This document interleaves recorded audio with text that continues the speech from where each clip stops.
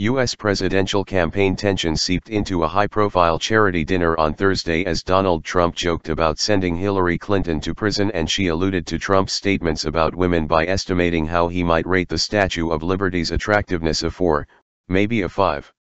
The candidates shared the stage at a formal dinner in New York City named for the state's former governor, Alfred E.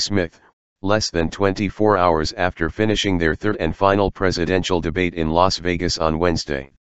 The annual event, which raises money for needy children, typically offers presidential hopefuls a respite from the tension of the campaign trail. But Trump and Clinton opted to instead trade sharpened barbs that reflected the acrimony of the 2016 White House campaign. Trump spoke first and set the room on edge with bitter jabs at his rival, with his label of Clinton as corrupt drawing booze.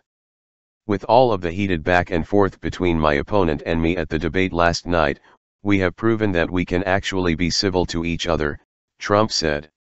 "In fact, just before taking the dais, Hillary accidentally bumped into me and she very civilly said, 'Pardon me.' And I very politely replied, 'Let me talk to you about that after I get into office,'" said Trump, a Republican whose supporters chant "Lock her up" at rallies. Clinton, whose remarks elicited both polite applause and derision, ripped off Trump's derogatory remarks about women's appearances, such as joking in a 2002 radio interview that they become less attractive after age 35. "Donald looks at the Statue of Liberty and sees a 4, maybe a 5 if she loses the torch and tablet and changes her hair," Clinton said of the New York City landmark. "Come to think of it, you know what would be a good number for a woman? 45, Clinton said. The president elected on November 8 will be the 45th in U.S. history.